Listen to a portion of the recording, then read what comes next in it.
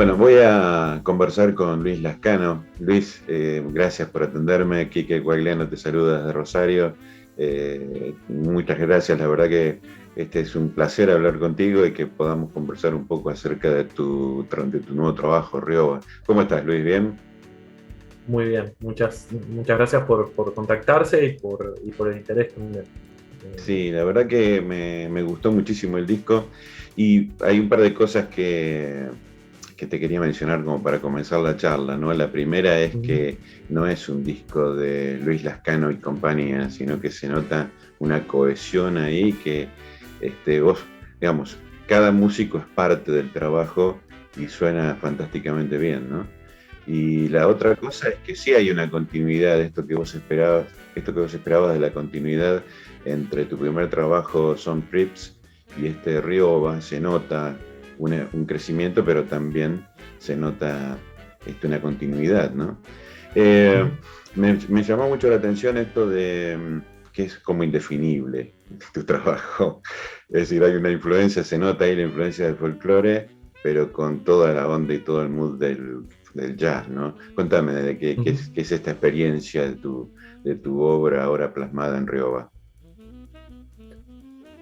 Bueno, contrariamente a lo que muchas veces se puede llegar a pensar, el término indefinible me gusta, Sí, claro, sí, no sé, muy fan de Spinetta, de un montón de artistas que uno no puede sí, no se pueden encasillar, exactamente porque bueno, han tenido una trayectoria inmensa y aparte se han prestado a eso. Y a mí un poco me gusta eso porque la verdad que he pasado por eh, distintas facetas de gustos musicales claro, y he tratado de formarme siempre de la forma más auténtica, eh, con cada uno de ellos, lo que eso demande.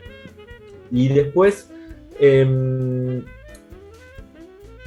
fundamentalmente, la idea pasaba porque cuando yo empecé a estudiar seriamente música, me dediqué mucho a estudiar el jazz en su tradición, digamos. claro, Y cuando me fui a Estados Unidos y pude empezar a tocar ahí, a trabajar o a conocer músicos directamente, sobre todo los músicos, o sea, con más académicos y que más habían estudiado, que eran músicos de jazz concretamente, claro, tenían un conocimiento de la música sudamericana en general, de la música brasileña, de la música argentina, de Ginastera hasta Piazzolla, hasta Cucci, eh, hasta Negro Aguirre, quien se te ocurra, que sí, realmente sí, un sí, conocimiento de lo que es Acaseca, que Van der Molle, lo que piensa es que realmente que uno, eso se debe un poco porque hubo embajadores, músicos argentinos en Estados Unidos y en claro, distintos lados también, pero porque también les interesa y les gusta. Entonces, eh, si bien mi comienzo fue con la guitarra, estudiando folclore, después me fui para el jazz y cuando estaba afuera me empecé a decir, bueno, si yo quiero hacer algo que tenga que ver con lo argentino, digamos, de alguna manera, tengo que formarme un poco mejor, porque digo, esta gente es un panel o claro, los músicos son un panel de claro, un claro. jurado, digamos, que es implacable. Entonces, Exigente, eh, claro, sí, totalmente. Entonces, viene por ese lado mi formación, o la mezcla de todas las cosas, de los claro, dos claro. estilos. Claro, sí, porque leo, por ejemplo, en tu historial de haber estudiado con el gran Machi y también con músicos de jazz y como Jorge Navarro, digo, eso te tiene que Ujú. haber marcado. Y después la formación también, que me resultó muy llamativa, digo, por la admiración que me produce, ¿no? Que es esta formación en música de películas. Contame cómo haces para reunir toda esa mixtura, toda esa mezcla de influencias y de experiencias en tu trabajo, que se nota, obviamente, pero me gustaría saber cómo es el proceso ese para vos de creación y desarrollo de tu música, ¿no? Em, bueno, siempre hubo una inquietud de tratar de estudiar el bajo. Yo llegué como bajista de rock y de sus Claro, distintos estilos aledaños. Eh, y, y llegué a estudiar con un profe como Mach, que si bien había tenido una formación también muy Sí, arraigada en el rock más genuino sí. tuvo un pasaje y sobre todo un gusto y un pasaje también tocando con Jorge Navarro, con Claro, Babi, López Fur, bueno, en fin, con un montón con Pocho Lapuble, con un montón de artistas de gente los muy, 70 y 80, la creme de la creme. Entonces no, me formó como bajista, ya sea para el rock o para otros estilos, y para el jazz también, de una forma muy sólida, al menos su intención, ¿no? No sé si lo ha logrado, pero su intención era saber que dentro de la música y de la música en general, lo importante es que el sí, bajista tiene que tener buen sonido y buen tempo. Después están los Jaco Pastorius, los Javier Malosetti, los Marcus Miller, que son otra historia, digamos. sí, diferente, Porque ya diferente. entran en un plano son genios, digamos. Entonces, digamos, para mí es entender eso desde el vamos fue muy importante porque en un momento cuando llegué a Estados Unidos, para contestarte, digamos, la segunda parte de la pregunta, en un momento yo llegué y yo llegué a los 26 años, pero hasta que empecé a estudiar y me metí en escuelas o en un par de escuelas para estudiar, yo escuchaba chicos que salían de la secundaria con un nivel que te volaba la cabeza. Entonces yo dije, Claro, bueno, para entonces ya tenía casi rozado a los 30, dije, si yo quiero tener una formación voy a tener que encararlo de otra manera. No porque no lo pueda hacer, pero... entonces eso como que me fue tirando de a poquito, yo ya venía con el gen de la composición, como que me estaba creciendo, digamos. Yo siempre tenía una admiración por los que escribían bien, y de a poquito me fui tirando para ese lado, y cuando llegué a estudiar la carrera, o si me ofrecí la posibilidad de estudiar la carrera, me di cuenta que tenía una formación muy amplia, una paleta grande en lo que era la formación en composición clásica, que era claro. algo que a mí me faltaba porque yo había estudiado mucho jazz. Y, y la composición clásica desde el barroco hasta los, no sé, compositores electroacústicos, el uso de sintetizadores de los 50, 60 y 70 en composición clásica contemporánea, por ahí, o música contemporánea. Y para mí eso era algo que me faltaba.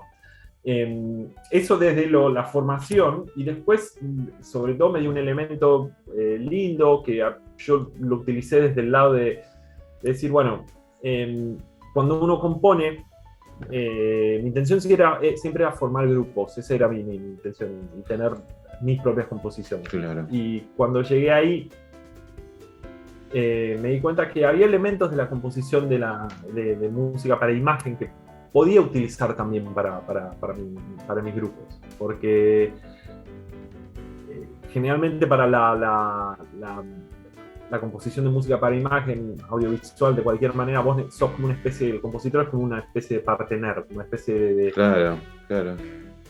O sea, vos no deberías revelar mucho de lo que está pasando, porque si hay dos que se odian Claro. Sí, en sí, silencio, sí. vos no deberías mostrar eso, o si se aman en silencio tampoco lo deberías mostrar. Y dependés mucho de la narrativa y de la historia que el director quiere que vos cuentes, ayudes a contar. Y eso es totalmente distinto Claro. cuando vos escribís tu propia música. Que a Pero su bueno, vez, de alguna forma... no, decía, a Sí, su vez es un lenguaje en sí mismo, ¿no? Digo, dentro sin duda. del gran lenguaje mayor del cine, la música de películas es o el lenguaje, la música de audiovisual es fantástica, ¿no? Es un género en sí mismo y que ha dado algunas de las partituras más impresionantes de la historia, ¿no? Que se Sin duda. escuchan solas fuera de la película, inclusive, que le han ganado la película. Es que cuando ya es así, el otro día estaba leyendo un reportaje de Schifrin, Claro, bueno. y son indecible la cantidad de temas, lo que se llama themes, o motivos chiquitos que nada, que vos estás caminando por la calle, no importa en qué lugar del mundo estés, escuchás eso y te remite a eso.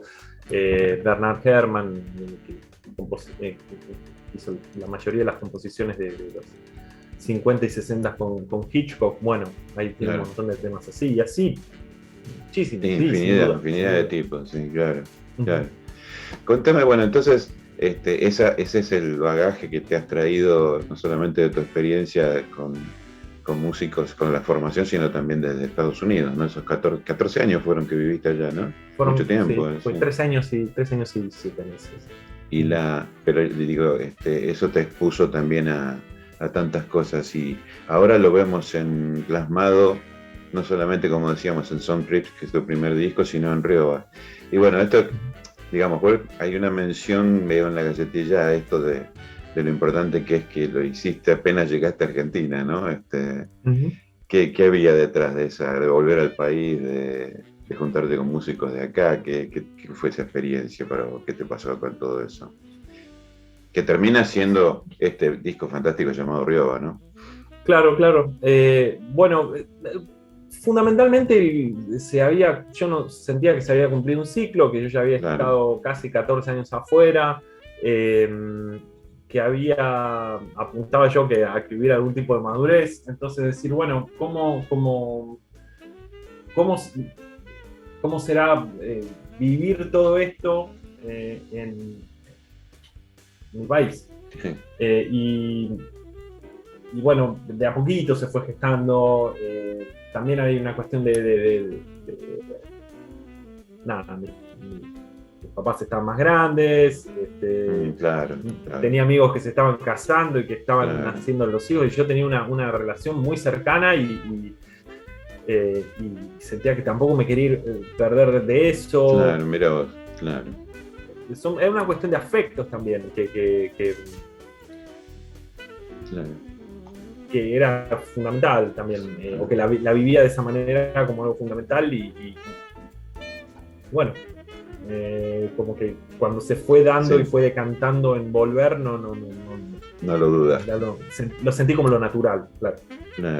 Bueno, y ahora esta maravilla llamada Rioba, que ya se puede escuchar en las redes y demás, va a estar siendo presentado el 19 de marzo, sábado 19 de marzo, a las 20 y 30, bien digo, en Jazz Voyeur, Posadas 1557, estoy leyendo de la galletilla, Hotel Meliá, en la ciudad de Buenos Aires, y vas a estar acompañado por unos músicos muy, muy impresionantes también, ¿no? Emiliano Di Nardo en piano, Julián López Di Muro en trompeta, que son los que vemos en el video, ¿no es cierto?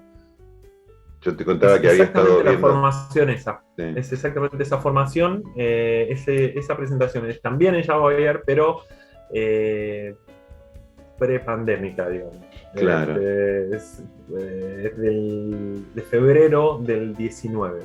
No, perdón, febrero del 2020. Sí, yo te estaba contando antes de empezar a grabar que justamente mientras te esperaba estaba viendo el video en vivo de La Urgencia y la Vagancia, que es el tema que abre el disco, que me parece maravilloso, y justamente aparecen ellos, ¿no? Emiliano, Julián, Santiago Hernández también en batería, y Luis Lascano en contrabajo y bajo eléctrico, con una deliciosa cantante invitada que es Paulina Torres, realmente estupenda, que se hace cargo de uno de los temas, ¿no? En el disco, en el anterior hay 2, me parece, cantados, ¿no? En Sound Trips. Trips. Y aquí hay uno que es el que cierra el disco, que a veces pasa. ¿Estoy bien? Sí. Sí. El tema que es Ya es hora. Ya es pero hora, perdón. puede que tengas que hayas recibido el archivo al revés, porque en realidad no sería, o sea, el archivo con el nombre equivocado. Está bien. Pero el tema se llama Ya es hora. Sí, está compuesto por los dos. Toda la música compuesto está compuesta por vos, y en ese caso en particular compuesto por los dos. Sí, es fantástico. Sí. Así que bueno, entonces, como decíamos, 19 de marzo a las 20:30 en Jazz Voyeur, Posadas 1557, y con esta banda maravillosa que te acompañó en esta experiencia de folclore jazz, inclasificable, decíamos. Muy virtuosa, la verdad que hay momentos extraordinarios a lo largo de todo el disco y también en el video con esta formación, así que Luis, te felicito y te agradezco mucho por habernos atendido y bueno, lo mejor para ustedes en la presentación del disco y lo vamos a seguir disfrutando porque la verdad que es estupendo y suena estupendamente bien y tiene algunos climas y momentos que son muy sugestivos, muy cinematográficos, si me permitís la licencia. Sí. Contame, no dijimos esto, se puede escuchar en YouTube el disco, ¿no? Sound Trip sí se puede escuchar en YouTube, estuve escuchándolo de ahí. Y este nuevo, Rioba, ¿cómo se puede acceder? Los dos se pueden escuchar en YouTube Bien. Y en Spotify. Bien. Entonces, los dos, tanto Spotify como YouTube, me encuentran como Luis Lascano Music. Pueden agregarme o bueno, perfecto. Al menos tomarse un tiempito para mirar los videos en YouTube. Los invitamos a suscribirse entonces a Luis Lascano Music. Ese es el canal. Bueno, Luis, muchísimas gracias. La verdad que ha sido un placer conversar contigo. Como te decía antes, vamos a seguir disfrutando de los dos discos. Y bueno, lo mejor para el recorrido de este nuevo trabajo, Rioba, y también para la presentación del 19. ¿Sí? Te hago llegar un fuerte abrazo a la distancia y bueno, quedaremos en contacto para seguir viendo tu evolución y tus trabajos a futuro. Muchísimas gracias. No, gracias a vos, a toda la audiencia y bueno, el agradecido en realidad soy yo por tomarte tiempo en escuchar la música y por tan lindas palabras. Bueno, muchísimas gracias. Bueno, por supuesto, el agradecimiento a Yamila de la Fuente, que es la que hizo el contacto. Siempre. Nada más. Que el supermotor de todo esto. Gran laburante. Muchísimas gracias, Luis. Un fuerte abrazo. Otro para vos.